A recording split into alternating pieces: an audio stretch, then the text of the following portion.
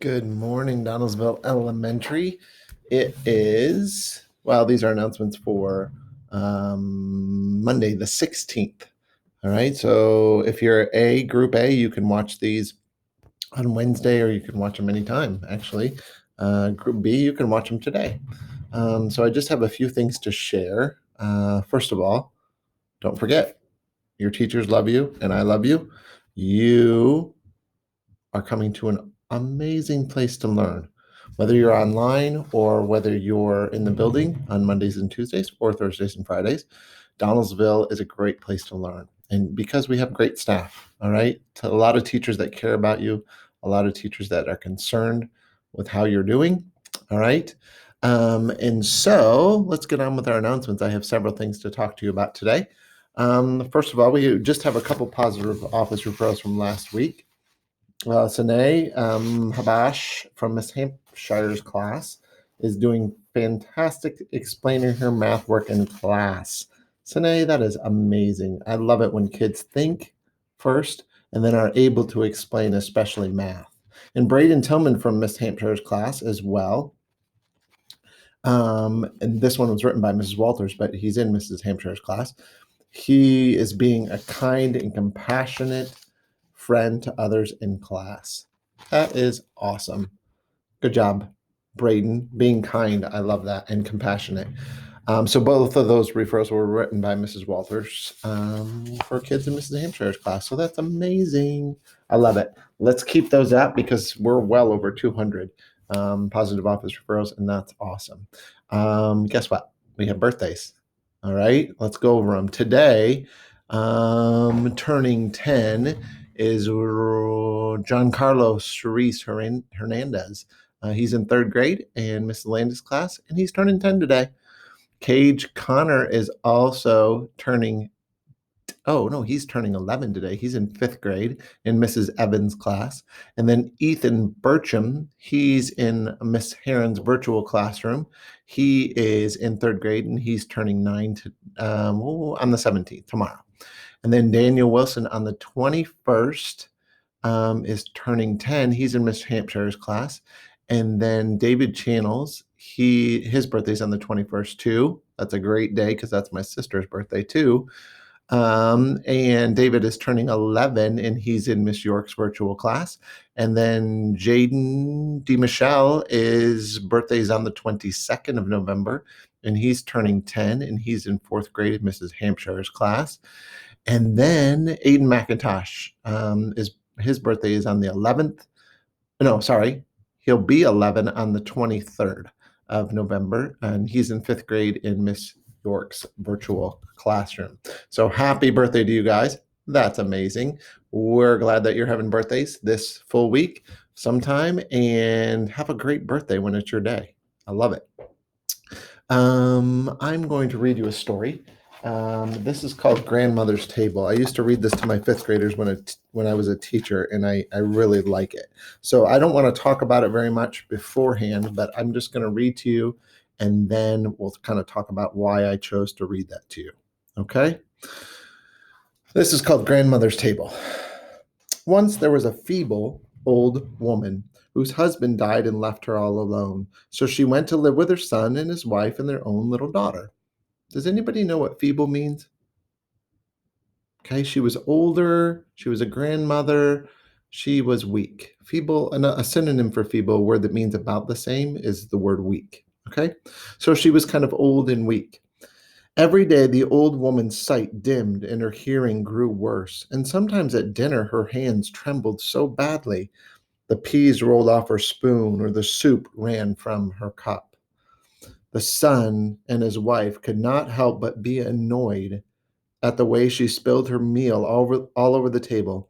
And one day, after she knocked over a full glass of milk, they told each other enough was enough. They set up a small table for her in the corner next to the broom closet and made the old woman eat her meals there. She sat all alone, looking with tear-filled eyes across the room at the others. Sometimes they spoke to her while they ate, but usually it was to scold her for dropping a bowl or a fork.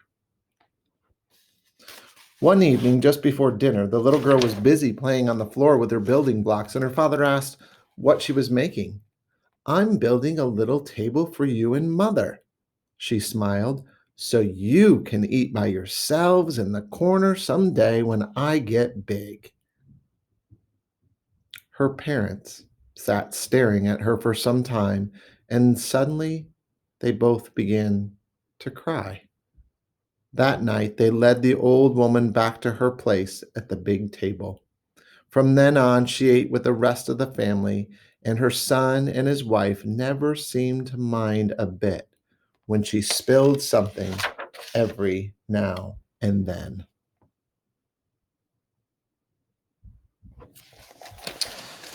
So, what can we learn from that story? What's the moral of that story?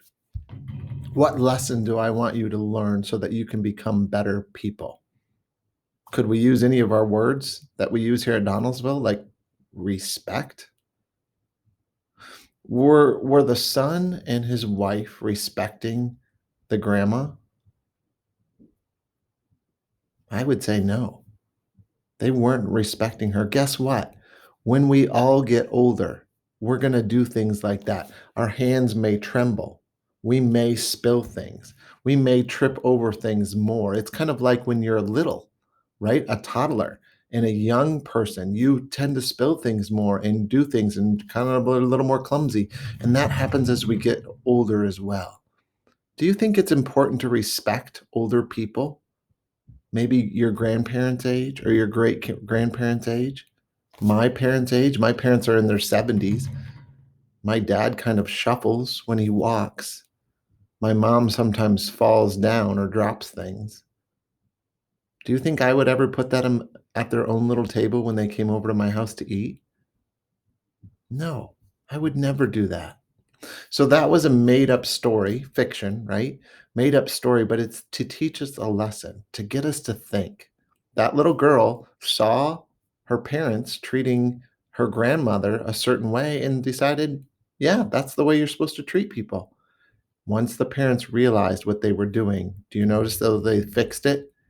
Yeah, they fixed it and saw how horrible that was. All right. So, great story. What I want you to get out of it, and especially this holiday season, and I know this holiday season is going to look different for you. It's going to look different from your family. It's going to look different from my family. We always have lots of people over, my sisters and their families, and sometimes cousins and things like that from Michigan, where I'm from. We're not doing that this year. All right. Because of COVID, we're trying to stay safe and we don't want to get anybody sick and we don't want to get sick. So we're not doing some of those things this year. And that's just our personal choice. It doesn't have to be your personal choice, but that's our personal choice. Um, but if you're around older people this Thanksgiving or this Christmas, do you think you could show them extra respect and extra patience and extra care? Do you think they would appreciate that? I know my parents, like I said, my parents are in their 70s. I know that they appreciate it when my kids spend time with them and are kind to them and don't laugh when they make mistakes or laugh when they say something wrong. That's not being respectful. Older people are a treasure. I know you guys love your grandparents. A lot of you have very special relationships with your grandparents. They are special people. Okay. So keep doing that. Keep loving on them and being respectful and treating them the way you want to be treated. That's the key, right? Absolutely. Okay. I want to share this with you.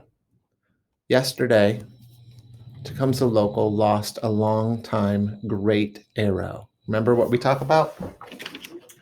We talk about being a great arrow, how we behave, we're considerate, we can consider others before ourselves, we're kind, we build relationships, we act with purpose, we be the best us, we keep working when times are difficult, we take responsibility for our actions and attitudes, we do the right thing when no one is watching.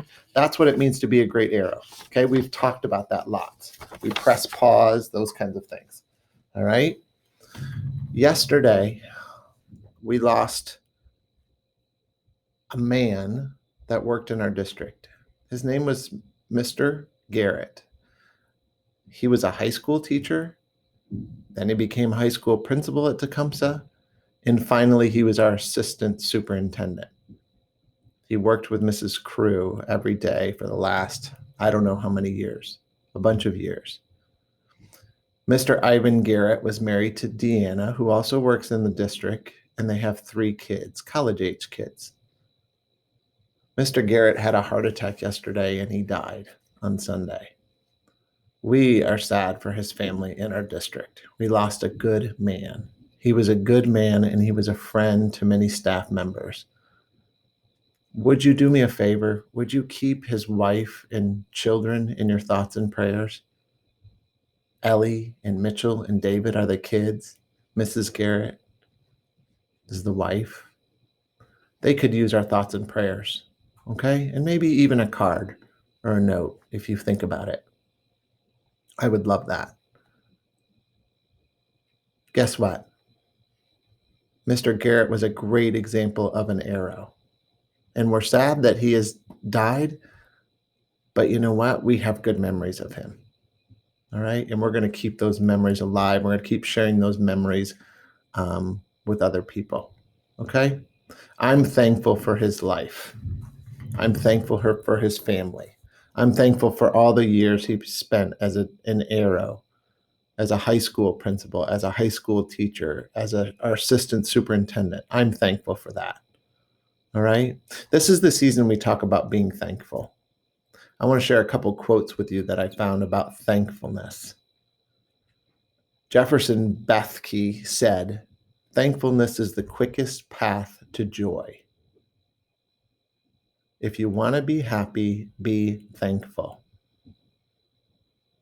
Did you notice what I said? I said, if you want to be happy, be thankful. I didn't say, if you want to be happy, complain a lot about what you don't have and about what you wish you had. I didn't say that. I said, if you want to be happy, be thankful. Jefferson Bethke, I think, was onto something there. Thankfulness is the quickest path to joy. Gerald Good said, if you want to turn your life around, try thankfulness. It will change your life mightily. What happens if every time you were sad, or a lot of times when you were sad, you decided, you know what, I'm sad, or I'm mad about something. I think I'm instead going to be thankful. I'm just going to thank my family for the things they do for me, or thank my brothers and sisters for the good things they do, or thank my friends, or thank God, just for all the different good things you have in your life. You know what? I think we'd all be a little happier. All right? Be thankful. It leads to happiness and joy. So I share that with you at this Thanksgiving season, because we're almost to Thanksgiving in another week or so. And I want you to think about that. Okay. What did I talk about? Respecting your elders, older people. Show them some love this holiday season. Also, being thankful. All right. You can do it. Guess what?